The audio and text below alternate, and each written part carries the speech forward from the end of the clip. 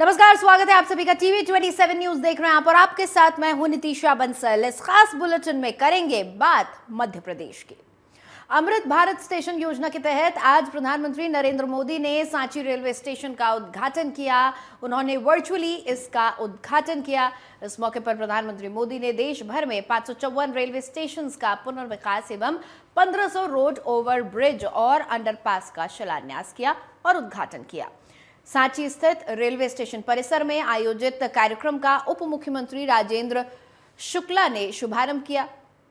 इस मौके पर सांसद रमाकांत भार्गव, सांची विधायक doctor Prabhuram Chaudhary, collector Arvind Dubey, SP Vikas Kumar Sahwal के साथ साथ स्थानीय जनप्रतिनिधि राकेश शर्मा और रेलवे विभाग के अधिकारीगण उपस्थित रहे। सांची रेलवे स्टेशन का 8.5 करोड़ की लागत से पुनर्विकास किया जाएगा। इस योजना के तहत रेलवे स्टेशन में स्थानीय कला संस्कृति के तत्वों के साथ स्टेशन का आंतरिक सौंदर्यीकरण, सेटलिंग एरिया का सौंदर्यीकरण किया गया। यही नहीं, हाई लेवल प्लेटफॉर्म स्टेशन आप पहुंचकर मार्ग के लिए नई सड़क, पैदल मार्ग और अन्य सुविधाओं को विकसित किया गया।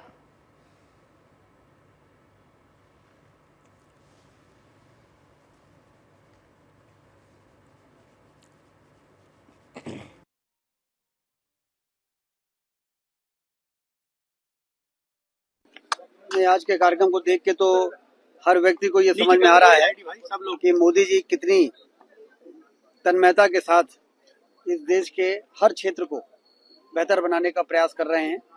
रेलवे स्टेशन हमारे यहाँ के हमेशा सभी का मन खराब हो जाता था। वहाँ की अविकसित स्थिति को देख के गंदगी, सफाई का अभाव रहता था, लेकिन ऐसा मॉडल वो बना रहे हैं कि न सिर्फ उसका पुनर्विकास हो रहा है, कायाकल्प हो रहा है, बल्कि ऑपरेशन एंड मेंटेनेंस का भी प्रोविजन इस प्रकार से रहेगा कि हमेशा वो साफ सुथरा शीशे की तरह चमकते हुए हमारे रेलवे स्टेशन रहेंगे। एक बहुत बड़ा काम का आज भूमि पूजन लोकार्पण पूरे देश में हुआ है। हमारे मध्य प्रदेश में भी 33 स्टेशन और बहुत सारे रेलवे ओवर ब्रिज और अंडरपास। और मेरे सहयोगी नीरज श्रीवास्तव मेरे साथ फोन लाइन पर जुड़ चुके हैं, उनसे बातचीत करते हैं। नीरज, काफी अहम पहल और कई करोड़ की सौगात मिली है इस बीच मध्य प्रदेश को। खासतौर पर अगर सांची रेलवे स्टेशन की बात करें तो काफी अहम है ये सांची रेलवे स्टेशन का आज का उद्घाटन। देखिए, बिल्कुल जिस तरह से देखा जाए तो आज का दिन काफी महत्वपूर्ण रहा है, क्योंकि आज रेलवे के क्षेत्र में बड़ी सौगातें प्रधानमंत्री नरेंद्र मोदी ने जो है दी हैं। लगभग आज पूरे देश की यदि बात करें तो 554 रेलवे स्टेशन का रीडेवलपमेंट प्रोजेक्ट का जो शिलान्यास प्रधानमंत्री नरेंद्र मोदी ने किया है, जिसमें 33 जो स्टेशन है वो मध्य प्रदेश के शामिल है। हालांकि सांची स्टेशन इसलिए ज्यादा महत्वपूर्ण हो जाता है क्योंकि सांची एक ऐसी जगह है जो जहां पर्यटन स्थल जिसको माना जाता है और दूर दूर से पर्यटक वहां सांची घूमने आते हैं। तो इससे कहीं ना कहीं पर्यटकों को जो सुविधाएं हैं वो मिलेंगी और पर्यटन के क्षेत्र में जो है संभावनाएं सांची में बढ़ती हुई नजर आएगी। इसके अलावा यदि हम उद्योग की बात कर ले तो बीना का भी आज रेलवे स्टेशन का जो शिलान्यास प्रधानमंत्री नरेंद्र मोदी ने किया है।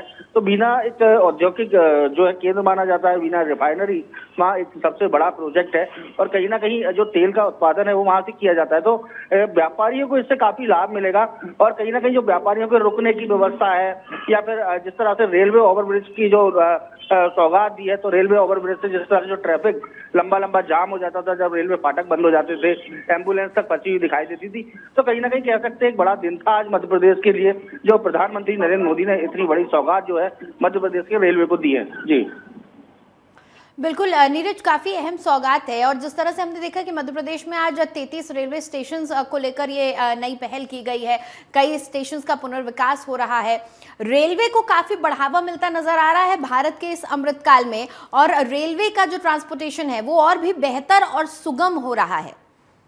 तो देखिए, बिल्कुल जिस तरह से जो रेलवे का यातायात है सुगम हो रहा है, क्योंकि अगर हम पिछले दिनों की बात करें, पिछले कुछ साल पहले यदि हम जाएं और रेलवे स्टेशनों की हालत देखें तो जहन में गंदगी भरी पटरियां, ट्रेन में खचाखच भरे हुए डिब्बे और गंदी जो टॉयलेट है वो नजर आते हैं। लेकिन आज की डेट में अगर हम रेलवे को देखें तो काफी बदलाव इन समय में रेलवे ने किया है।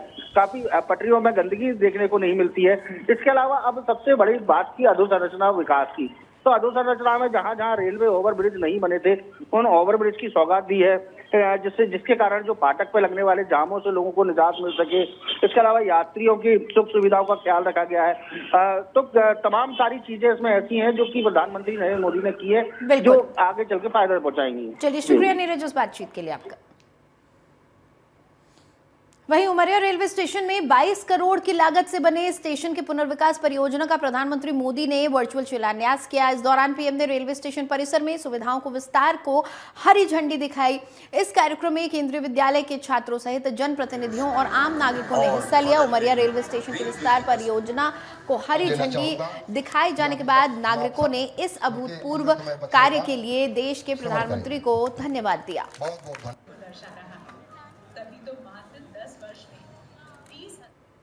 आप सब को शरीक होने का शुभ मौका मिला।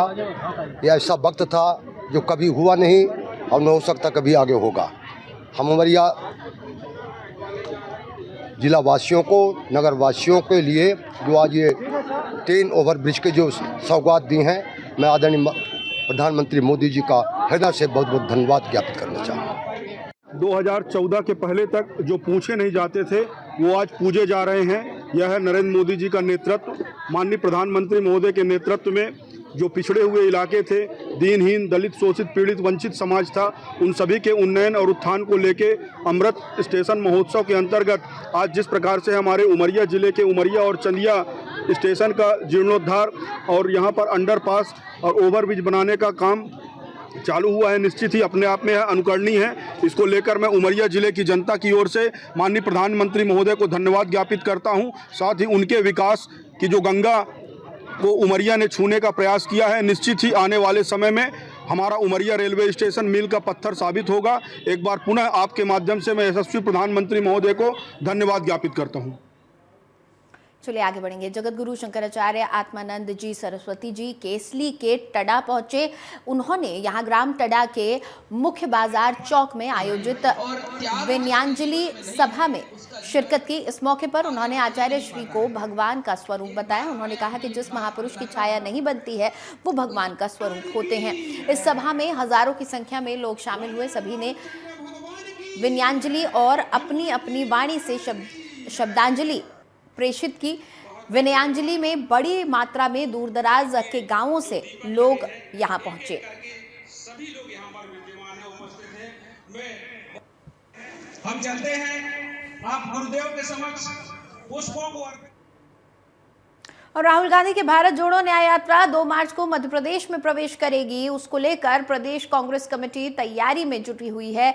अब यात्रा को लेकर पूर्व मुख्यमंत्री कमलनाथ का भी बयान सामने आया है। उन्होंने सभी कार्यकर्ताओं से बढ़ चढ़कर इस यात्रा में हिस्सा लेकर सफल बनाने का आह्वान किया है। कमलनाथ ने अपने वीडियो संदेश में कहा कि लोकल में सभी कार्यकर्ता यात्रा में शामिल होकर यात्रा को सफल बनाएं। ये कार्यकर्ताओं की जिम्मेदारी है। कमलनाथ ने कहा कि लोकसभा चुनाव से पहले माहौल बनाना जरूरी है। जब तक लोग शामिल नहीं होंगे यात्रा सफल नहीं होगी।